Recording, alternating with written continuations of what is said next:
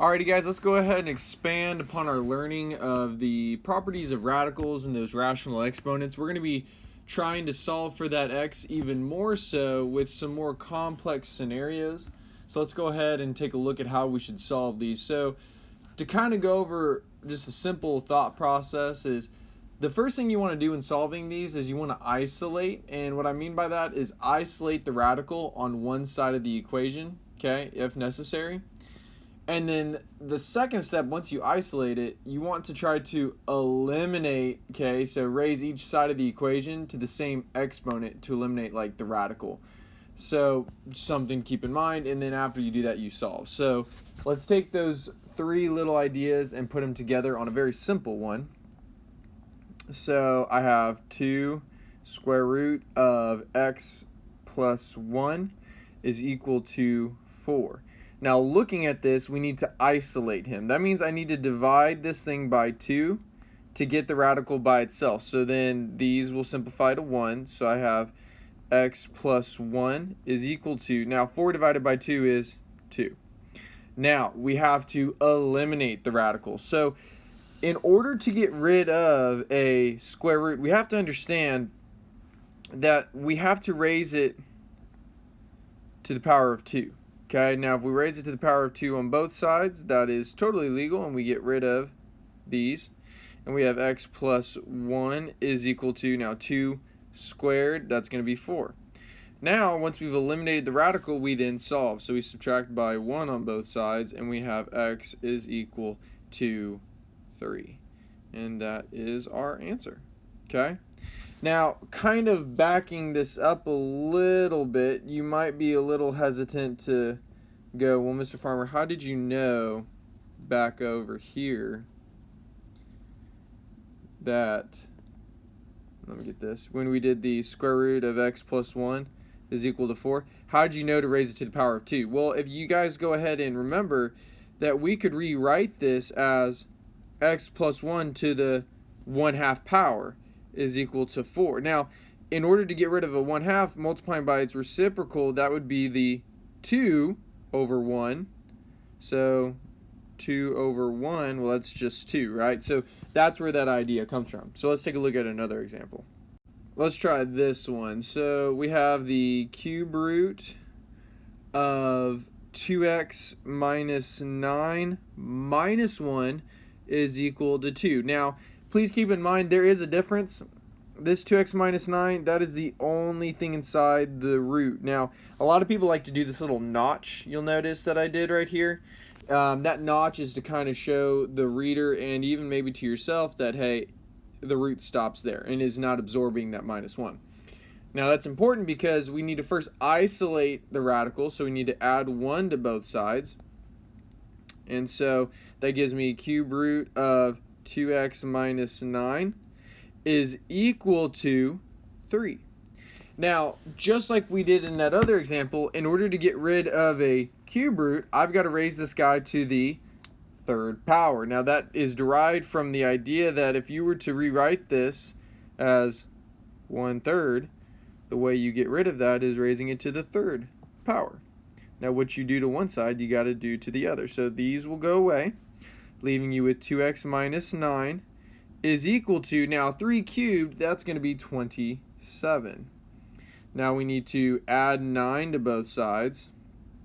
That's going to give me 2x is equal to 36. Divide by 2 on both sides, x is going to equal 18. And there you go. So that's starting off nice and basic, okay? And let's go ahead and take a look at maybe a little bit more difficult of a scenario. Here we go. Alrighty, so let's try x plus 1 is equal to the square root of 7x plus 15, okay? Now, in this scenario right here, we said in order to get rid of a square root, we had to raise it to the power of 2. And if we do that to one side, we got to do it to the other. Now, you have to raise that entire left-hand side to the x plus 1 squared. Like the whole thing, not just the x, not just the 1. So these will go away, but you're still left with this x plus 1 to the power of 2. Now, what that translates is that we have two of these factors now. And then we have this 7x plus 15. Now, we have to FOIL this, okay? And that'll simplify the left-hand side. So that's going to give us an x squared plus 2x plus 1 is equal to 7x plus 15.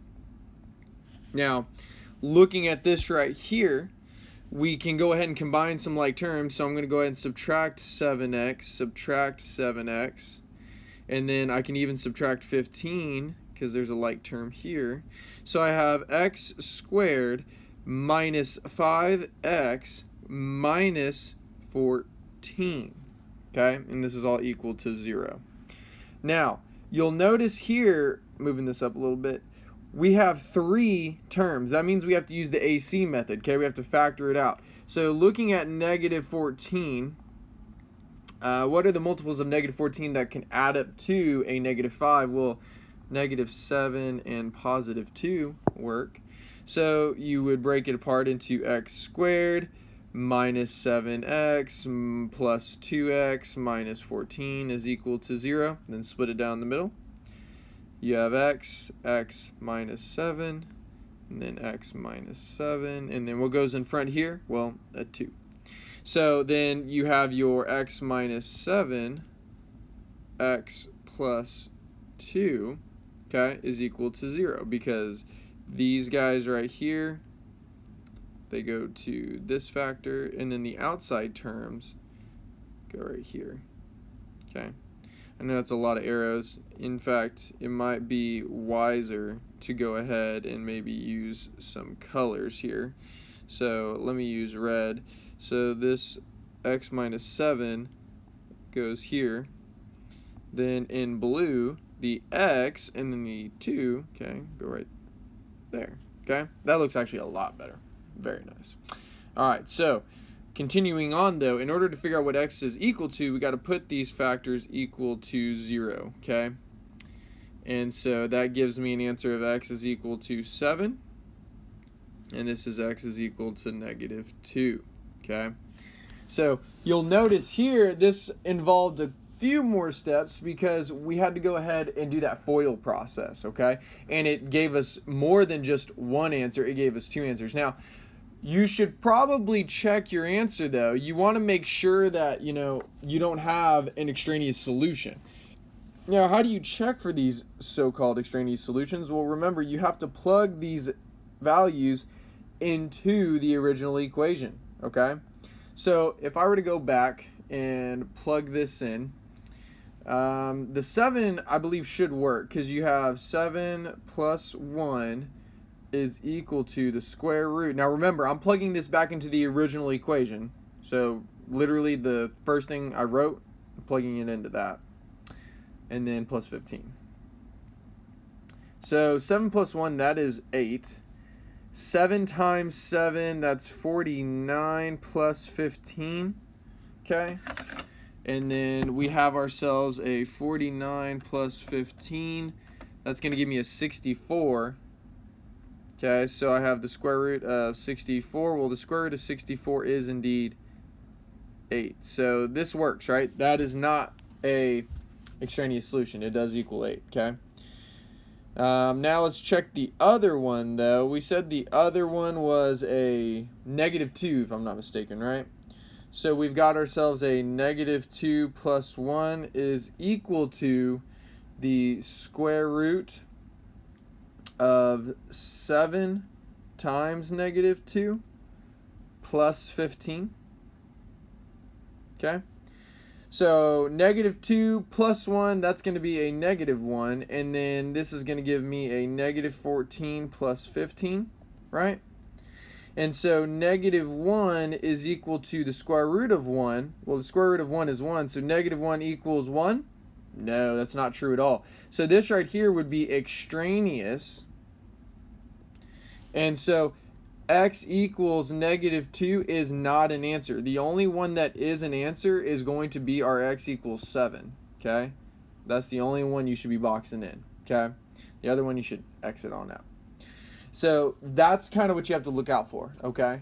Because remember, extraneous solutions appear to be solutions when solved for, but when used, they do not equal each other, okay, on either side. So let's go ahead and give this another shot. Let's try this one right here.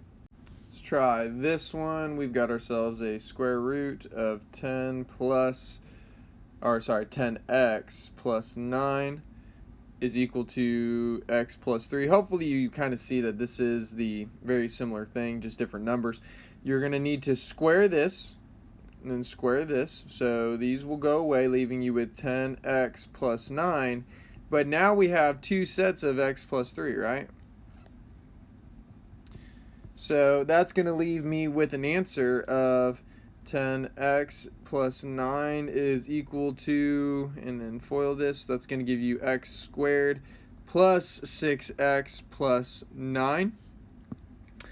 And then let me see here, we're going to then combine like terms, so let me subtract 10x on over. Let me subtract 9. So that's going to give me 0 is equal to x squared minus 4x, and then it looks like 0, right? That added up to 0, so it's really not needed. So we could actually leave that off.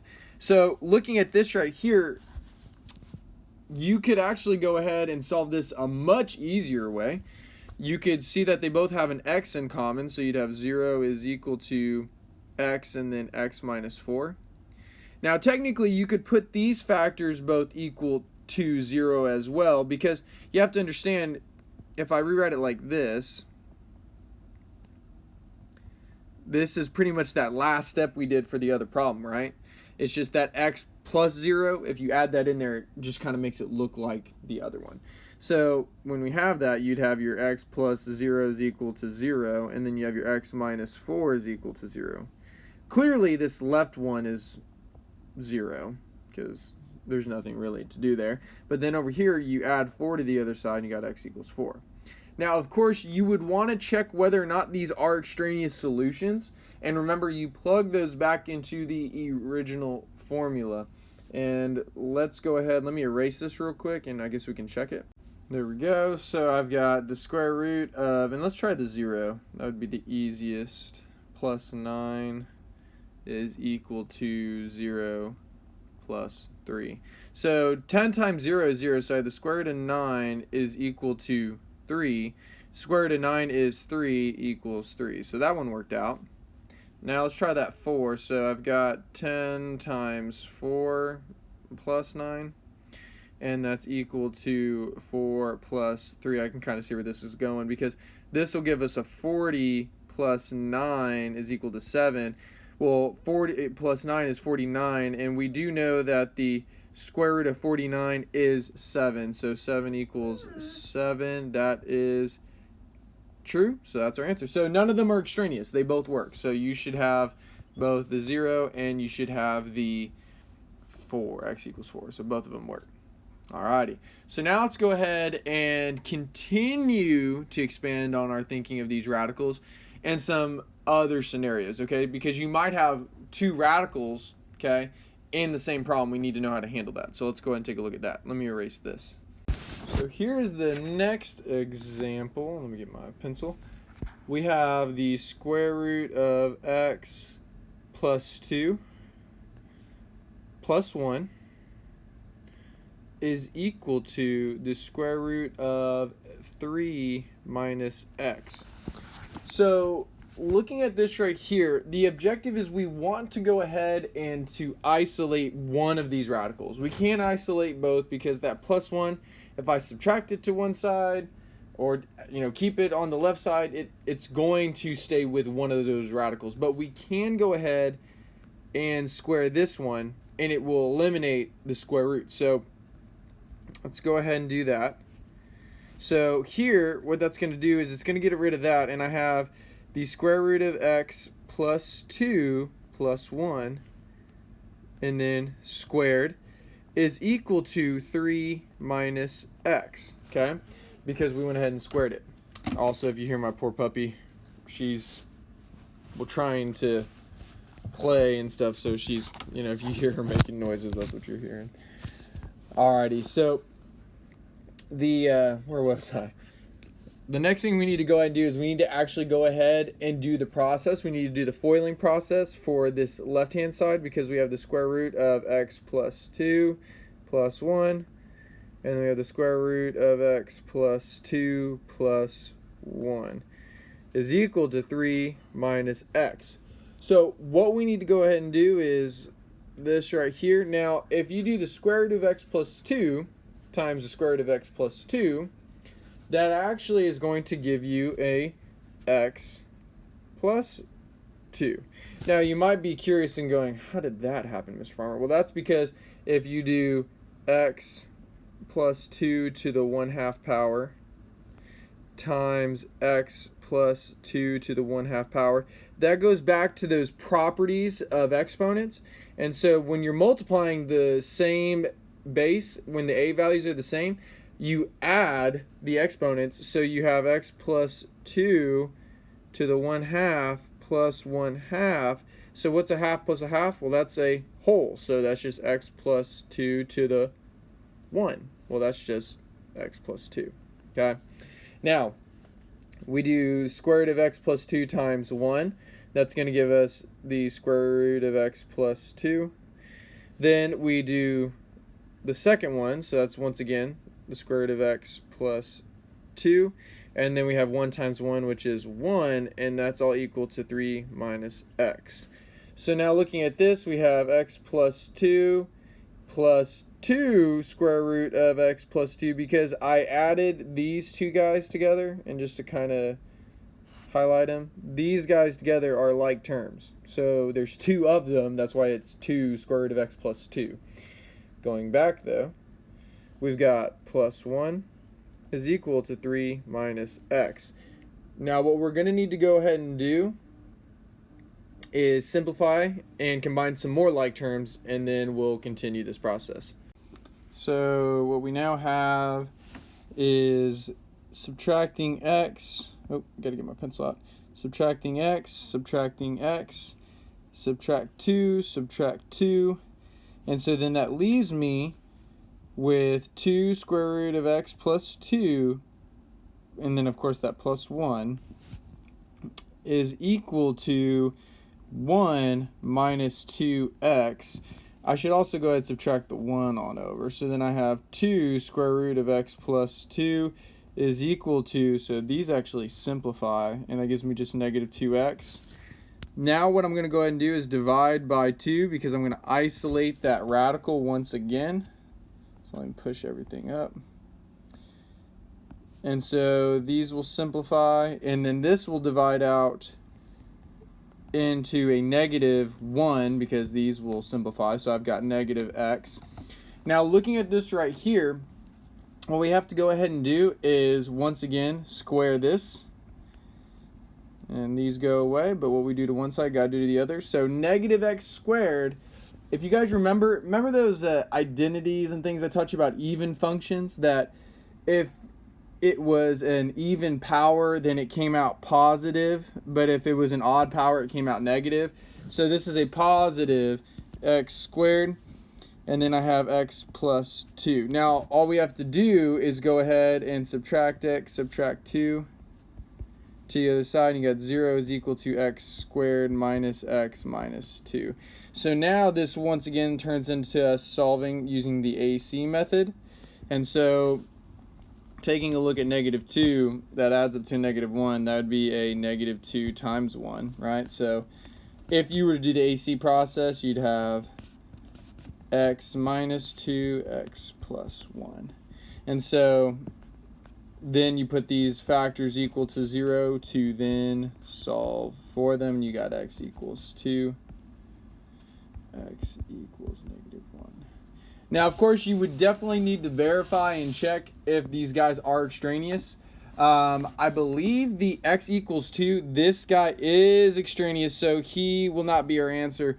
Only the x equals negative 1 will work, okay? Now, just because this video is getting a little long, we'll go ahead and cut it off here. I'll probably send out another video with some more examples explaining how to handle these types of situations, okay? But for now, That's going to be 6.4 notes. I'll probably send out a part 2 later. Y'all have a good day. Bye.